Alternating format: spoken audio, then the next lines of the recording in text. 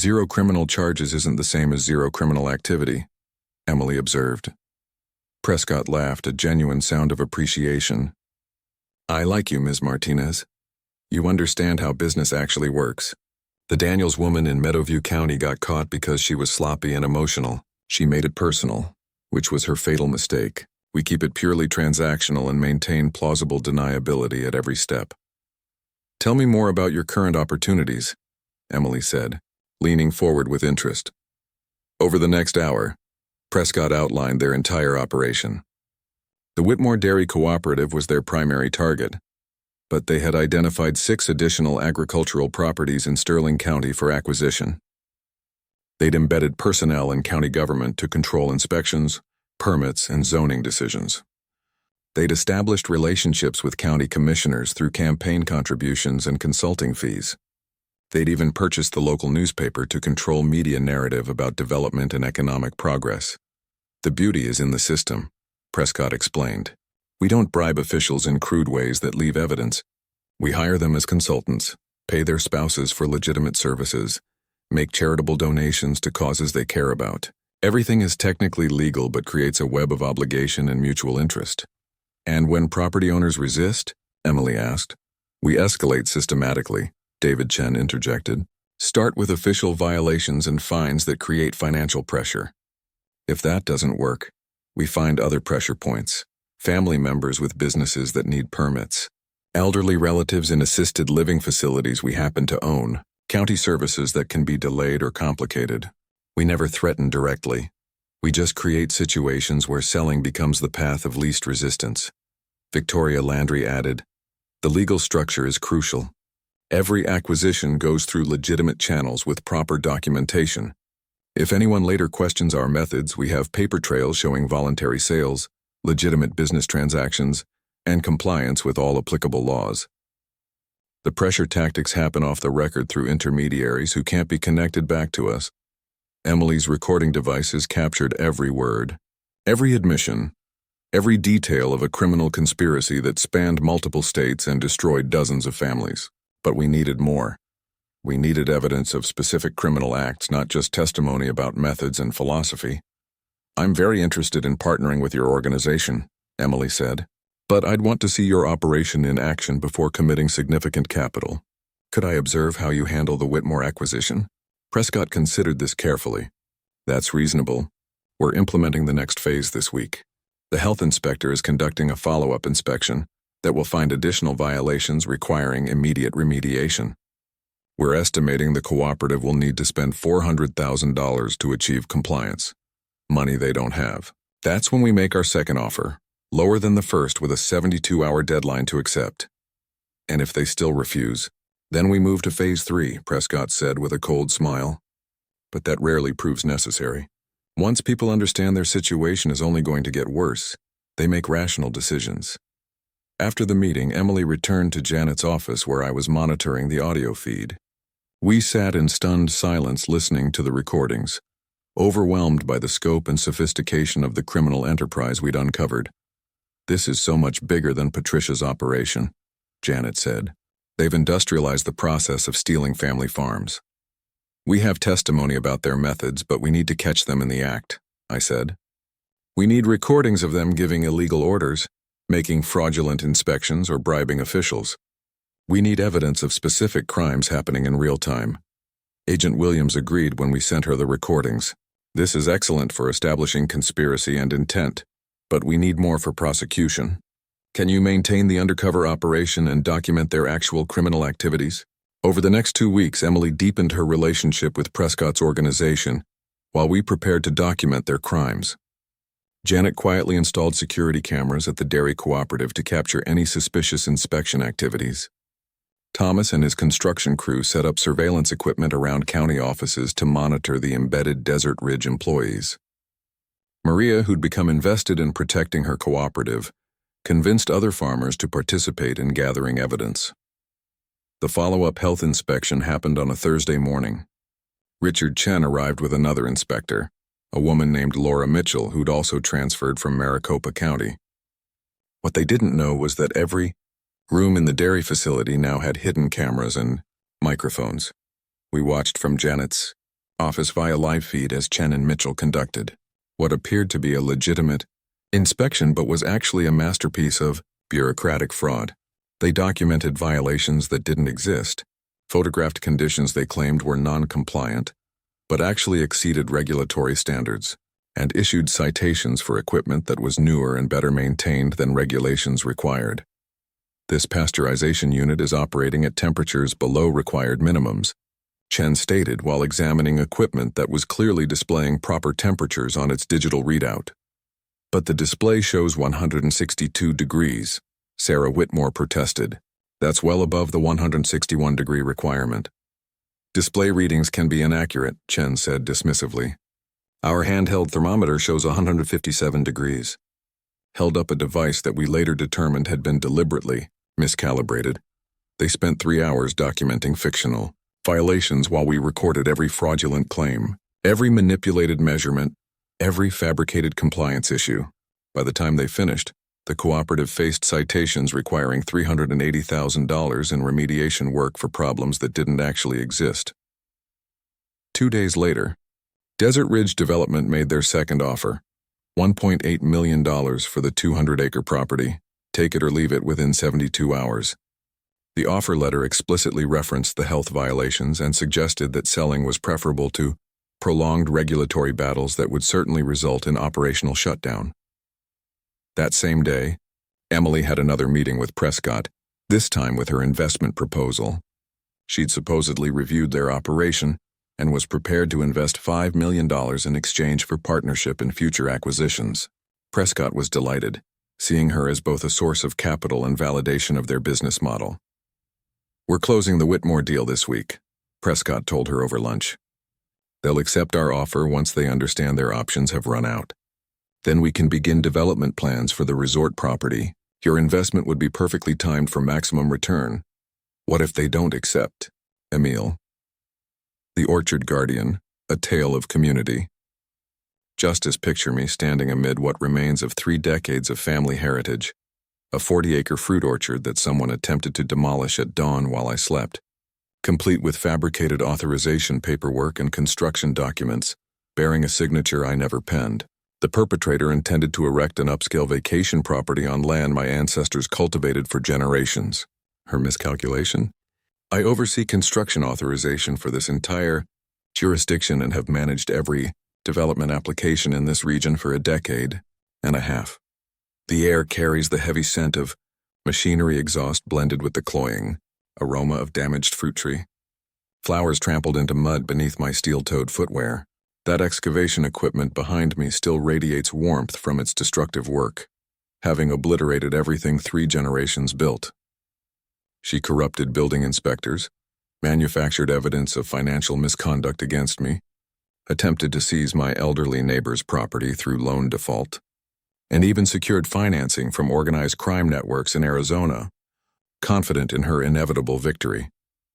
When someone undermines a terminally ill man's lifetime achievements and attempts to dismantle an entire neighborhood for financial gain, they've initiated conflict with the wrong municipal official, especially one with federal law enforcement allies. What action would you take if someone appropriated your family's generational investment during your sleep? Share your location in the comments. Your homeowners association likely harbors similar predators. Allow me to explain how this catastrophe originated. My name is Marcus Henderson, and my family has cultivated fruit on this property through 3 generations. My grandfather acquired these 40 acres in 1994, when nothing existed except barren ground and aspiration. My father invested 3 decades transforming it into something extraordinary, premium fruit varieties including Honeycrisp and Gala that supplied numerous regional agricultural markets. When my father suffered cardiac failure in 2018, I faced a critical decision. I could continue attempting to sustain the farming operation financially, or accept consistent employment income as the county's construction permit administrator. The contradiction wasn't subtle, becoming the official who authorizes building projects while simultaneously trying to preserve agricultural property. However, my father's healthcare expenses were overwhelming us financially, and someone needed to maintain our household. That circumstance led me to the most critical position I never anticipated requiring. Enter Patricia Daniels, age 52, recently relocated from Arizona with expensive legal representation and a temperament that could shatter glass across multiple jurisdictions. She arrived at Meadowview Heights, the exclusive residential development adjacent to our farm, in January, with singular purpose, transforming our peaceful agricultural community into her private revenue source. You're familiar with individuals who complain about bakery aromas near bread-making establishments. Patricia complained about fruit blossom fragrances during springtime on farmland that predated her arrival by 3 decades. Within her initial month, Patricia documented 47 homeowners association infractions against numerous neighbors.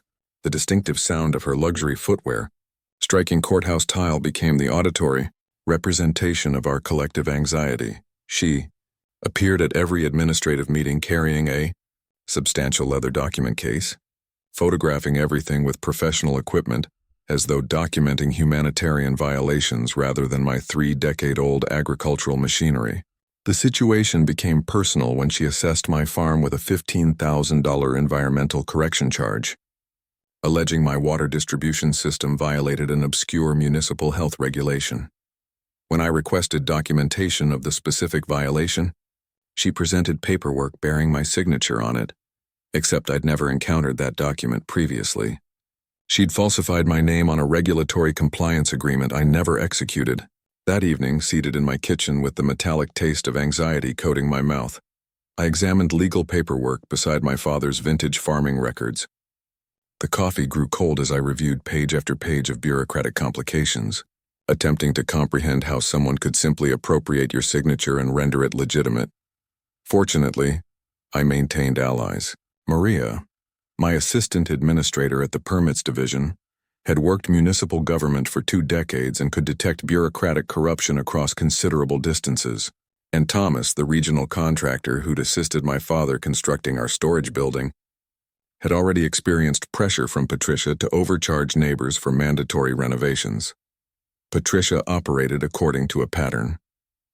My attorney relative Samuel conducted research through judicial archives and discovered she'd executed identical schemes in multiple Arizona cities, targeting small property owners, overwhelming them with legal expenses, then presenting lowball purchase proposals when they couldn't afford continued resistance. The initial indication something larger was developing came in March. Unfamiliar individuals wearing expensive business attire began appearing, examining property boundaries with equipment that emitted persistent humming sounds. When I questioned their activities, they mumbled vague explanations about preliminary evaluations and departed in rental vehicles with Arizona registration, leaving behind the sharp smell of heated pavement and an atmosphere that felt threatening. Then anonymous purchasers began telephoning with urgent sales tactics, limited-time proposals, development inevitability, suggesting I should sell immediately while opportunities remained. The genuine emotional impact came when I learned what happened to the Rodriguez family. This elderly couple had maintained poultry operations next door for 47 years, until Patricia's Homeowners Association imposed violation penalties that forced them toward bankruptcy proceedings. 47 years of accumulated life experience, eliminated by someone who'd resided here 3 months. That's when I recognized this wasn't merely about my farm. This concerned the entire character of our community. Patricia wasn't simply a difficult neighbor. She was conducting a systematic operation to appropriate everything our families had constructed. The question became, what was I prepared to do about it? The first genuine challenge arrived on a Tuesday morning in April. I was in my kitchen, drinking unusually satisfactory coffee when I heard heavy footsteps on my entrance porch, the kind that announce unwelcome news before words are spoken. A legal courier stood there at 6 a.m. precisely, holding a manila envelope substantial enough to be dangerous. Marcus Henderson, you've been served. Patricia was initiating litigation against me for violating residential land use regulations. According to her lawsuit, my farm was illegally operating on property that had been designated residential only since 1987. She'd somehow obtained an original county land use map showing my 40 acres as part of a planned housing development that never materialized. The legal documentation represented a masterwork of bureaucratic intimidation. 43 pages of formal legal language demanding immediate termination of all agricultural activities plus damages, For reduced surrounding property values totaling $250,000, her Arizona legal firm, the type that advertises on highway billboards with slogans about contingency representation, had filed for emergency judicial intervention. They wanted a judge to terminate my farming operation within 30 days, because apparently nothing constitutes an emergency like fruit trees that have grown peacefully for 3 decades. However, serving as county permit administrator provides certain advantages. You learn to examine detailed documentation carefully, and Patricia's documentation contained more inconsistencies than my irrigation system after ambitious burrowing animals established residence. I spent the subsequent 3 days immersed in courthouse basement archives, breathing that musty odor of aged paper and abandoned aspirations, retrieving every land use record from 1987 forward. Maria assisted me cross-referencing section identifiers, while Thomas brought us coffee that tasted like it had been processed through contaminated fabric. But we required the stimulation. The overhead fluorescent illumination buzzed like expiring insects as we distributed documents across metal surfaces, creating a chronological paper trail that would impress professional investigators. What we discovered was beautiful in its straightforwardness. My farm had been granted agricultural grandfather status in 1994, when the county revised land use codes. The documentation was absolutely solid: original surveyor signatures, county commissioner authorizations, even environmental impact evaluations, everything legitimate and binding.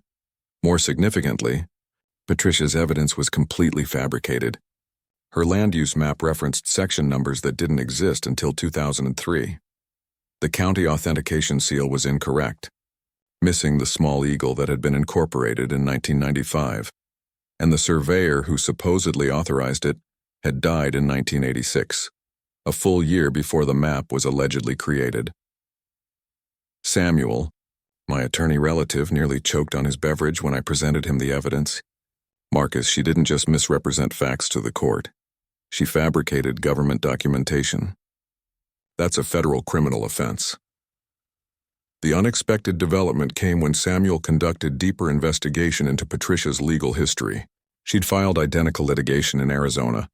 Same language, same fraudulent land use maps, same emergency judicial intervention requests, 3 times against elderly farmers who couldn't afford legal defense. Her methodology was surgical.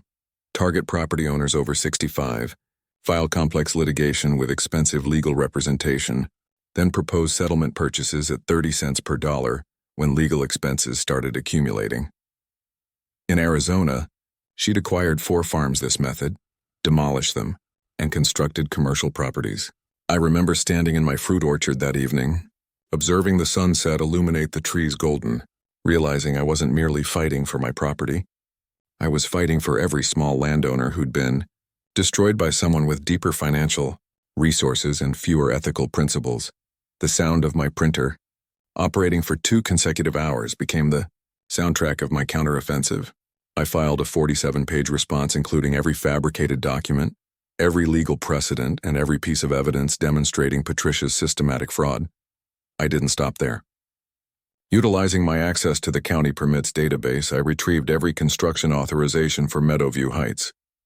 Patricia's own property contained 17 code violations, unpermitted deck additions, illegal waste system modifications, and structures constructed 3 feet into the county setback zone. The contradiction was delicious.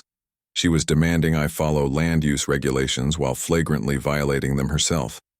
I filed counter-litigation for frivolous litigation, harassment, and fraud. However, the actual weapon was simpler. I scheduled a routine code enforcement inspection of her property for the following Monday. Maria handed me the inspection orders with a smile that could have illuminated the county building for a week. Sometimes the best defense is effective offense. Supervisor. That weekend I sat on my porch listening to the spring breeze rustle through fruit blossoms, knowing I'd just escalated this conflict to entirely new levels. Patricia wanted to engage in legal hardball with fabricated documents and emergency judicial interventions. Challenge accepted. However, I suspected she was just initiating her campaign. Honestly, so was I. Patricia's response to my counter-litigation was swift and malicious. If I thought fabricated land use maps were problematic, I was about to learn what genuine corruption resembled. when someone maintains extensive corrupt official contacts and zero moral boundaries. On a foggy Thursday morning in May, 3 individuals in official-appearing uniforms arrived at my farm, claiming to represent state agricultural inspection authorities. They carried clipboards, credentials, and that bureaucratic arrogance that makes honest individuals feel guilty for existing. The lead inspector, a thin individual with facial hair belonging in a 1970s film, informed me that my fruit trees were diseased and posed significant environmental hazards. "We're requiring you to remove all infected vegetation within 14 days, he stated, indicating trees that had never appeared healthier. "State emergency authority. No appeals permitted." The entire situation seemed more suspicious than the Rodriguez family's poultry facility during August heat waves. These trees were so healthy they practically radiated vitality, yet apparently they represented agricultural biological weapons according to Inspector Questionable Credentials. I requested to examine their credentials. The badges appeared official enough, but the lamination was bubbling at the edges like fraudulent identification manufactured in someone's basement. When I contacted the State Agriculture Department, they'd never heard of any of these individuals. Their inspection vehicle was a budget rental from Arizona, with magnetic door signs that probably cost $30 online. Patricia wasn't finished playing dress-up government. The following week, our actual county health inspector, an anxious individual named Roberts who perspired through his shirt even in climate-controlled environments, appeared with a condemnation notice for my irrigation system, the sharp scent of his inexpensive cologne mixed with anxiety perspiration as he claimed my system violated groundwater contamination protocols I'd never encountered. This is where having security cameras concealed in birdhouses becomes more valuable than lottery winnings.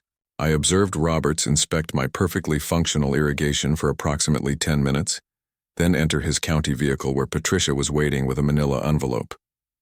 Through my telephoto lens, I could observe her counting what appeared to be crisp $100 bills, while Roberts signed documents on his dashboard. The crunch of gravel under her luxury footwear was audible even from 50 yards away as she walked back to her vehicle. They just conducted county business resembling a narcotics transaction behind a convenience store. While I was collecting evidence of Patricia's amateur theatrical production, Maria was conducting genuine investigative work at the courthouse. She discovered that 3 of our 5 county commissioners had attended educational conferences to Nevada, airfare, hotels, and entertainment, all financed by Desert Development Consulting, which shared an address with Patricia's Arizona legal firm. Those 3 commissioners had voted identically on every development issue for the past 6 months, like synchronized swimmers of corruption. The unexpected development came when Thomas brought me something that chilled my blood. Patricia hadn't just approached him about overcharging neighbors. She'd shown him architectural plans for a 200-room resort spanning my farm and 3 adjacent properties. "Marcus," Thomas said, his calloused hands trembling slightly as he spread the blueprints on my kitchen table, "she's not attempting to purchase your property. She's planning to appropriate it through eminent domain. The resort is already designed. The plans were dated 6 months before she'd even relocated to our area. This wasn't opportunistic harassment. It was premeditated land appropriation with federal implications." That night, listening to the recordings of Roberts accepting his bribe, the digital device's indicator light pulsing like a heartbeat in my dark kitchen, I realized I wasn't just fighting a corrupt homeowners association president. I was fighting organized crime with development permits. The personal stakes escalated when Patricia filed an ethics complaint, alleging I was abusing my permits position to protect my own property. My telephone started receiving calls at 5 a.m. from panicked commissioners questioning if I was genuinely corrupt. 7 years of honest service destroyed by someone who'd resided in town for 4 months. The local newspaper, apparently another victim of Patricia's financial influence, published an editorial questioning whether county employees should own businesses in their jurisdiction. The metallic taste of professional character assassination was sharp on my tongue as I read my reputation being destroyed in print. However, while Patricia was conducting political theater, I was building something beautiful, a federal case. Agent Jennifer Williams from FBI Financial Crimes was extremely interested in my evidence. "Mr. Henderson, you're documenting organized racketeering. This isn't local corruption. This is RICO territory." That weekend, walking through morning mist that made my orchard resemble something from a fairy tale, I realized Patricia had made one crucial mistake. She'd escalated a property dispute into federal crime, and I had it all documented. Just when I thought Patricia couldn't descend any lower, she decided to escalate dramatically. By dramatically, I mean she attempted to frame me for tax evasion while simultaneously destroying my financial life with the precision of a financial serial predator. It commenced with a telephone call on a Monday morning that made my coffee taste like liquid anxiety. An IRS agent named Harrison informed me that they'd received an anonymous tip about unreported income from my permits position. Apparently, I'd been accepting kickbacks from contractors in exchange for expedited authorizations. "We'll need to freeze your business and personal accounts pending investigation," Harrison stated in that emotionless bureaucratic tone that crushes souls professionally. Standard procedure. The anonymous tip came with supporting evidence, bank deposit records, fraudulent invoices, even manipulated photographs of me supposedly accepting cash payments in county parking facilities. The quality was professional enough to deceive someone who didn't know I haven't accepted cash for anything since 1995. When I realized handling physical currency makes my hands smell like other people's problems. Within 24 hours, I couldn't access my farm's operating account, my personal savings, or even my checking account. Try explaining to your harvest crew that you can't compensate them because the government considers you a criminal based on evidence manufactured by someone whose idea of agricultural expertise derives from watching culinary television programs. The taste of financial terror is surprisingly specific, like copper pennies mixed with stomach acid and the bitter aftertaste of complete helplessness. Meanwhile, Patricia's media campaign went into overdrive. The local newspaper suddenly became the Corruption Chronicle, publishing stories about endemic graft in county government with suspiciously detailed information about my alleged crimes. The weekly radio discussion show started receiving calls from concerned citizens who all seemed to have identical talking points and suspiciously similar telephone numbers. You know you're dealing with a professional when their character assassination comes with coordinated messaging and focus-grouped sound bites. However, serving as permits administrator for 7 years compensates in unexpected ways. I knew every contractor, every inspector, every official who'd worked with me, and Maria had maintained meticulous records with the obsessive attention to detail of someone who'd consumed too many crime documentaries. When the IRS started interviewing contractors about alleged kickbacks, something beautiful happened. Every single one communicated the truth, that I'd been scrupulously honest, sometimes annoyingly so.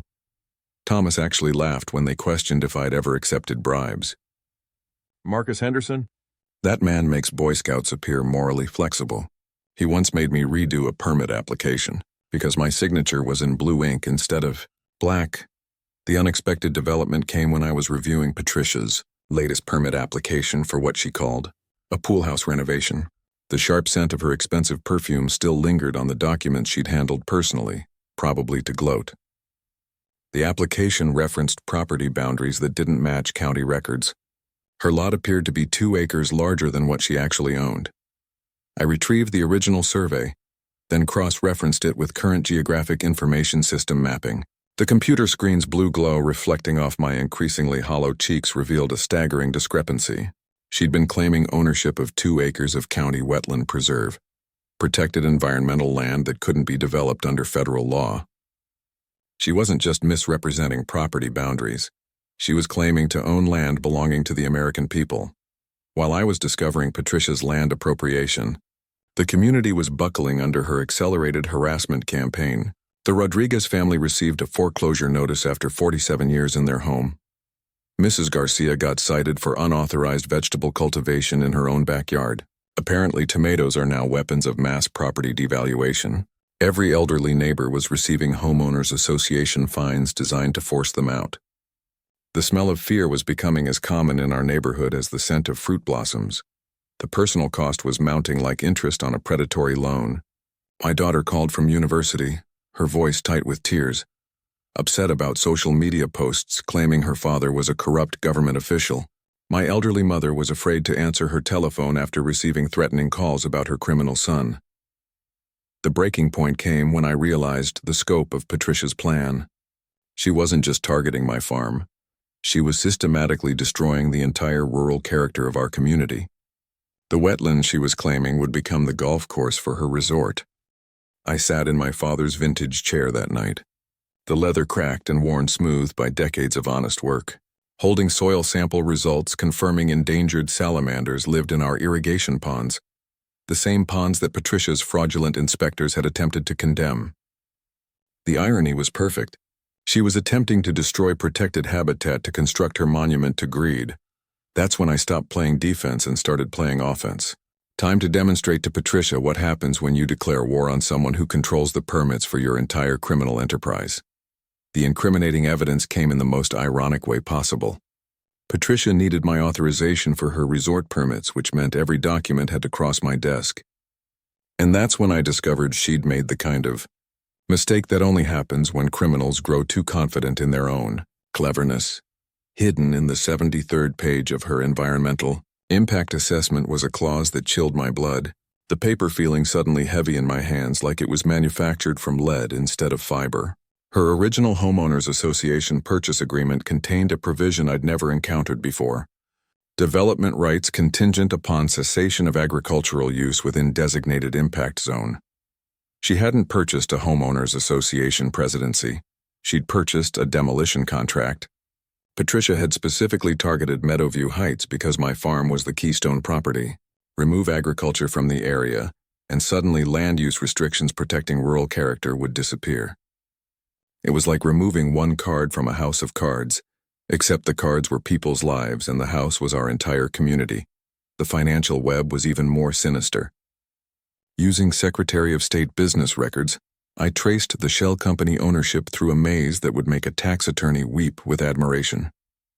Meadowview Resort LLC, owned by Arizona Development Partners, owned by Desert Sun Holdings, owned by Southwestern Investment Group. All roads led back to Patricia, but with a twist that made my stomach churn. She owed $3.2 million to investors who weren't exactly the type to send polite reminder letters about late payments.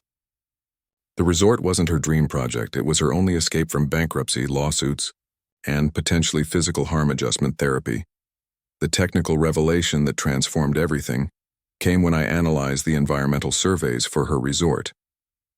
The plan showed disruption of protected wetland areas, but Patricia's surveys conveniently omitted the federally protected habitat she'd been illegally claiming to own. The musty smell of vintage environmental law textbooks filled my office as I researched federal regulations. What I found was beautiful in its simplicity. When environmental law clashes with local land use regulations, federal law prevails every time. Environmental regulations always supersede local zoning. Federal law overrides everything. And EPA violations carry $3,750 daily fines plus criminal charges. Agent Williams' investigation had uncovered the bigger picture. Patricia wasn't just some homeowners association president with delusions of grandeur. She was part of a systematic land appropriation operation, targeting agricultural communities near expanding cities across 4 states, Arizona and now U.S. Same playbook, different victims. The personal stakes became crystal clear when I found real estate appraisals hidden in her permit applications. My father had specifically chosen this property because of the wetland. It provided natural irrigation for fruit trees and created a microclimate that made our fruit unusually sweet. 30 years of soil development, tree grafting, and agricultural expertise would be erased for a golf course and spa. Everything my family had built, destroyed so wealthy Arizona tourists could have weekend getaways while complaining about the rustic charm of actual farming. The community impact was staggering. Her resort would require 2.3 million gallons of water daily, enough to drain community wells that had sustained our neighborhood for generations. Traffic would overwhelm roads designed for farm equipment, not tour buses full of people who think milk comes from cartons and apples grow in grocery stores. As I sat in my permits office that evening, my father's photograph watching over my shoulder with that knowing smile he'd worn when teaching me to graft fruit trees, I realized something that made me smile for the first time in weeks. Patricia had handed me the weapon to destroy her entire operation. As permits administrator, I could demand environmental compliance before any construction began. My office had the authority to order stop work for any federal violations. And thanks to her arrogance in filing fraudulent applications, I had documentation of every environmental crime she'd planned. She thought she was playing chess while I was playing checkers. Turned out I'd been playing chess all along. I just hadn't realized I was holding all the important pieces. Time to make my move. Once I realized I was holding a royal flush in a game where Patricia thought she was the only one who knew the rules, it was time to assemble my team. And by team I mean a collection of individuals who were as tired of her as I was, but with skills that made us dangerous. First was Samuel, my attorney relative, who'd been coordinating with the FBI Financial Crimes Unit like he was running a legal fantasy competition. Agent Jennifer Williams had been building a federal case against Patricia's Arizona operation for months, but they needed someone with local evidence and credibility to make it stick. Lucky for them, they had a permits administrator with a security camera obsession and an assistant administrator who collected documentation, like some people collect baseball cards. Maria became our intelligence coordinator, using her 20 years of courthouse experience to create what we lovingly called the paper trail of doom. Every fabricated document, every fraudulent permit application, every corrupted signature went into expanding file folders that were starting to resemble evidence for a federal RICO case, which, as it turned out, was exactly what they were. Thomas took on the role of undercover contractor, agreeing to wear a recording device during his next meeting with Patricia about overcharging neighbors. The man had nerves of steel and the acting ability of someone who'd been dealing with difficult customers for 30 years. Plus, he genuinely enjoyed the idea of exposing someone who'd been attempting to destroy his community. Emily Rodriguez, our investigative journalist, was preparing the exposé that would publish the day before the town council meeting, where Patricia planned to force through her resort permits. She'd uncovered Patricia's pattern across 3 other states and was coordinating with news outlets that had been following similar corruption stories. The media strategy was beautiful in its simplicity. Emily's story would release at noon on October 14th, just as the FBI was executing arrest warrants. Local television agreed to cover the town council meeting live, and social media campaigns using hashtags were already gaining traction among people who dealt with similar homeowners association nightmares. The technical preparation was where my permits administrator, experience genuinely compensated. I spent nights that smelled like stale coffee and determination, working overtime to document every permit irregularity in the county database. The sound of my printer running until 2 a.m. became a familiar lullaby as I created visual timelines with photographs, documents, and recordings that would make a prosecutor weep tears of joy. I created overlay maps showing actual property boundaries versus Patricia's fraudulent claims, with the protected wetland highlighted in bright red like a stop sign that she'd been ignoring for months. Every environmental violation was documented with GPS coordinates and photographic evidence that would hold up in federal court. The financial investigation results were even more damning than we'd hoped.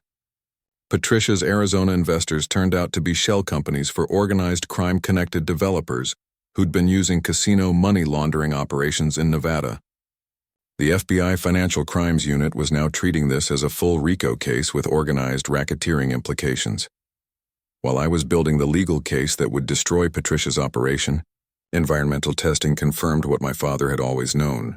The protected wetland extended under the farm property, supporting an ecosystem that included endangered salamander species in our irrigation ponds. Federal habitat protection laws meant that any disruption would trigger not just fines, but criminal environmental charges. I remember kneeling by one of those ponds on a misty morning, holding a tiny salamander in my palm that was smaller than my thumb, but carried more legal protection than most corporate executives. The irony was perfect. This little creature that my father had been protecting without even knowing, it was going to help save our entire community. The timing was crucial and required coordination that would make a military operation proud. Town council meeting scheduled for October 15th during peak harvest season. FBI arrest coordinating for October 14th at 6 a.m. Emily's exposé publishing at noon. My environmental complaint filing at close of business October 13th.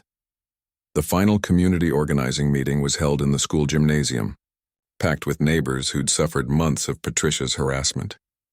Handmade signs filled the room while people shared stories of homeowners association violations, threatening letters, and financial pressure that had nearly broken some families. Maria stood up and announced our strategy with the confidence of someone who'd been planning this moment for months. Sometimes the best defense is effective offense, and we're about to go on the offensive. The applause echoing off those gymnasium walls sounded like freedom. Patricia wanted to engage in hardball with fabricated documents in federal crimes. Challenge accepted. But she just picked a fight with people who understood that sometimes protecting home means going to war. Patricia's response to discovering my investigation was like observing a cornered animal with a law degree and zero moral boundaries. She'd gotten wind of my FBI coordination through one of her purchased county commissioners, and her retaliation was swift, vicious, and incredibly stupid. At 5 a.m. on a Tuesday that started with the acrid smell of diesel exhaust and the sound of hydraulic machinery, I woke to find a construction crew accidentally destroying my farm's irrigation system. They claimed emergency utility work for contamination concerns, but their excavator was systematically severing every water line that fed my fruit trees. The foreman, a perspiring individual with Arizona plates on his truck and the moral flexibility of a used car salesman, handed me a work order that had my signature on it. Except I'd never signed authorization to destroy my own water supply, and the document was dated for next week. Apparently, Patricia's forgery department needed better quality control. I called the sheriff while filming everything on my telephone. However, the genuine beauty was that my security cameras captured the entire sabotage operation in high definition. These weren't utility workers. They were demolition specialists attempting to kill my trees before harvest season. Here's where having emergency permit authority becomes advantageous. Within 6 hours, I'd issued emergency restoration orders that required immediate water service restoration, bypassed standard inspection delays, and authorized overtime work at county expense. Thomas's crew worked without charge to repair the damage, installing new water lines with the efficiency of people who were genuinely infuriated. The sound of their equipment fixing what Patricia's people had destroyed was like a mechanical gesture of defiance pointed directly at her residence. Patricia wasn't finished playing amateur criminal mastermind. The bribery escalation was breathtaking in its scope and stupidity. She approached county commissioners with $50,000 cash proposals in manila envelopes like she was running a 1950s political machine instead of attempting to steal environmental land in 2024. Maria's recording devices captured every detail, including Patricia's promise that Marcus's position will be available soon for someone more cooperative. She attempted to blackmail our sheriff with photographs of his weekend card games, claiming they violated gambling laws. Unfortunately for her, she'd hired a private investigator who was less intelligent than a box of rocks and photographed the sheriff's church charity poker night, where they raised funds for veterans. The community intimidation campaign intensified, like something from an organized crime film written by someone who'd never actually encountered organized crime. Anonymous threatening letters started appearing in mailboxes, but apparently Patricia's criminal organization purchased their stationery from the same office supply store and used the same laser printer for all of them. The Rodriguez family's mailbox got destroyed with a baseball bat by unknown vandals who drove a rental car with Arizona plates. Because nothing communicates professional intimidation like leaving an evidence trail that leads directly back to your home city. Homeowners Association security patrols, really just hired intimidators from Arizona, driving slowly past homes, at night started making elderly neighbors afraid to check their mail. However, these individuals didn't realize that small communities communicate with each other, and by the third night, we had license plate numbers, photographs, and enough evidence to make harassment charges stick. My documentation strategy became obsessive.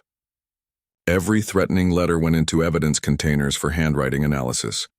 Every license plate got traced through motor vehicle records, showing connections to Arizona rental companies and Patricia's shell corporations. The sheriff increased actual patrols while I maintained surveillance from my farm, creating a security network that caught every move these amateur criminals made. The pressure campaign against me personally was like observing someone attempt to destroy a reputation with all the subtlety of a bull in a china shop filled with legal evidence. The local newspaper published a hit piece claiming I was mentally unstable and obsessed with conspiracy theories. However, they made the mistake of quoting directly from Patricia's talking points. literally word for word from documents Maria had copied from her permit applications. When the newspaper attempts to destroy your credibility using the same talking points as the person you're investigating, it's like observing someone shoot themselves in the foot with incriminating evidence.